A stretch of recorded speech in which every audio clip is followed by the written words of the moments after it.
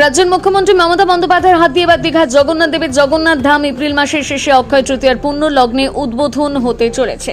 দীঘায় নবনির্মিত জগন্নাথ মন্দির। শনিবার মেদিনীপুর তৃণমূল জেলা কার্যালয়ে মেদিনীপুর জেলা তৃণমূল কংগ্রেসের সভাপতি সুজয় হাজরা সাংবাদিক বৈঠক করে এমনটাই জানান। এই প্রথম বাংলাতে তার মস্তিষ্ক প্রসূত জগন্নাথ দেবের দর্শনের জন্য তিনি 29 এপ্রিল মহাযজ্ঞর মধ্য দিয়ে এবং 30 এপ্রিল অক্ষয় তৃতীয়ার পূর্ণ লগ্নের দিনে বাংলার মানচিত্রে নতুন একটা দর্শন রাজ্যবাসী পেতে চলেছে।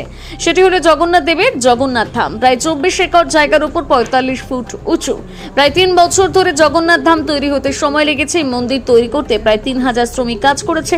জগন্নাথ দেবের দর্শন করার জন্য পুরী যেতে হতো এই বাংলার মানুষকে। আর রাজ্যের মুখ্যমন্ত্রী মমতা বন্দ্যোপাধ্যায় দীঘাতে জগন্নাথ ধাম তৈরি হওয়ার ফলে মানুষ এক জায়গায় দীঘা ভ্রমণের সঙ্গে জগন্নাথ দেবের দর্শন হবে পর্যটকদের।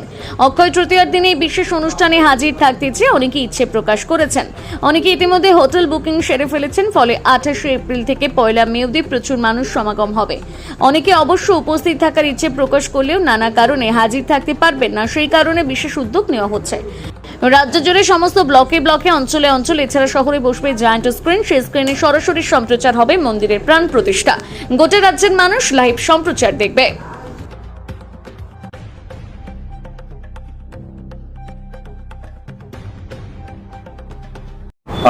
আপনারা ইতিমধ্যেই শুনেছেন বা জেনেছেন যে আর কয়েকদিন পরে আমাদের মাননীয় মুখ্যমন্ত্রী, বাংলার সকলের প্রিয় জননেত্রী, তার হাত ধরে জগন্নাথ দেবের জগন্নাথ ধাম উদ্বোধন হতে চলেছে। সেই বিষয়ে আজকে আলোকপাত করার জন্য আপনাদেরকে এখানে আমরা আহ্বান করেছি। যেহেতু জগন্নাথ দেবের জগন্নাথ ধামকে সামনে রেখে আজকে আমাদের এই প্রেস কনফারেন্স, সেজন্য সবাইকে প্রথমে জয় জগন্নাথ। আজকে আমাদের সবার কাছে অত্যন্ত আনন্দের বিষয় যে আমরা এই বাংলার পুণ্যভূমিতে বসেই এখন থেকে জগন্নাথ দেবের দর্শন আমরা পাব এবং আগামী দিনে আমরা এই বাংলাতেই জগন্নাথ দেবের আশীর্বাদ সবাই মাথায় নিয়ে আমরা আমাদের কাজ করতে পারব। তো আপনারা সকলেই জানেন যে আমাদের মাননীয় মুখ্যমন্ত্রী, তিনি সরকারে আসার পর থেকেই দীঘাকে দীঘা সুন্দরী হিসাবে গড়ে তোলার জন্য একদিকে যেরকমভাবে দীঘার মেরিন ড্রাইভ তৈরি করেছেন, যার মধ্য দিয়ে তাজপুর, শঙ্করপুর একসঙ্গে যুক্ত হয়েছে এবং প্রথম আমাদের এই বাংলাতে এই মেরিন ড্রাইভ মাননীয় মুখ্যমন্ত্রীর হাত ধরে। তার পাশাপাশি এখন উইকেন্ডে শুধু বাংলা নয়, ভারতবর্ষের মানুষের সবচেয়ে গ্রহণযোগ্য পর্যটন স্থল হিসাবে দীঘা আজকে সবার কাছে সবচেয়ে প্রিয় স্থান হিসাবে গড়ে উঠেছে।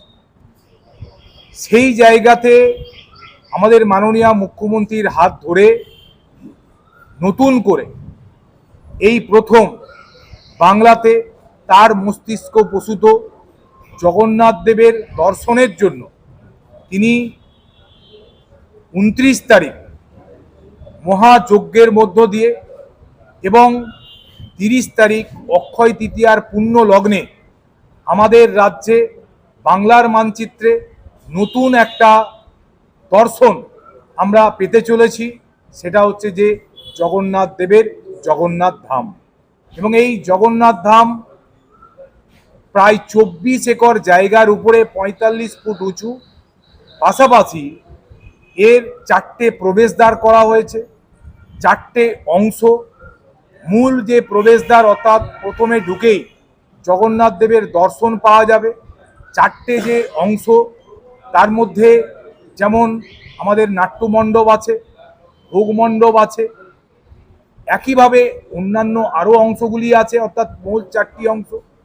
পাশাপাশি প্রায় 3 বছর ধরে এই মন্দিরটি তৈরি হয়েছে। প্রায় 3000 মানুষ এই মন্দির তৈরি করতে তাদের শ্রম দান করেছে। সব মিলিয়ে আমাদের সকলের কাছে একটা আনন্দের বিষয় যে আমরা পুরীতে যেতাম জগন্নাথ দেবের দর্শন করার জন্য, কিন্তু আজকে আমাদের এই ঐতিহাসিক মেদিনীপুর জেলা, কারণ হতে পারে পূর্ব মেদিনীপুর, কিন্তু আমরা পূর্ব মেদিনীপুর বলে ভাবি না, আমরা ভাবি মেদিনীপুর। তো আমরা মেদিনীপুরের সন্তান হিসাবে, মেদিনীপুরে আমাদের জন্ম, আমাদের এই মেদিনীপুরের সন্তান হিসাবে আমরা সবাই গর্বিত, আমরা কৃতজ্ঞ, আমরা ধন্য আমাদের মাননীয় মুখ্যমন্ত্রীর কাছে যে তিনি আমাদের এই মেদিনীপুরকে বেছে নিয়েছেন। যে মেদিনীপুরে একদিকে সমুদ্র, একদিকে জঙ্গলমহল, একদিকে রাঢ় বাংলা, যে মেদিনীপুর সংগ্রামের প্রতিষ্ঠান, যে মেদিনীপুর স্বাধীনতা সংগ্রামের ইতিহাস, যে মেদিনীপুর শিক্ষার ক্ষেত্রে পশ্চিমবাংলায় 1 নম্বর, সেই মেদিনীপুরকেই তিনি বেছে নিয়েছেন এই জগন্নাথ ধামের জন্য। তার জন্য আমরা মাননীয় মুখ্যমন্ত্রীকে ধন্যবাদ জানাচ্ছি এবং আপনাদের সকলের কাছে আমরা আহ্বান করব যে চলুন সকলে মিলে আমরা যে 29 তারিখ যে মহাযজ্ঞে তাতেও আমরা অংশগ্রহণ করি এবং 30 তারিখ অক্ষয় তৃতীয়ার পুণ্য লগ্নে এই জগন্নাথ ধাম উদ্বোধন হতে চলেছে মাননীয় মুখ্যমন্ত্রীর হাত ধরে। আমরা সেই উদ্বোধনী অনুষ্ঠানেও আমরা সবাই অংশগ্রহণ করি।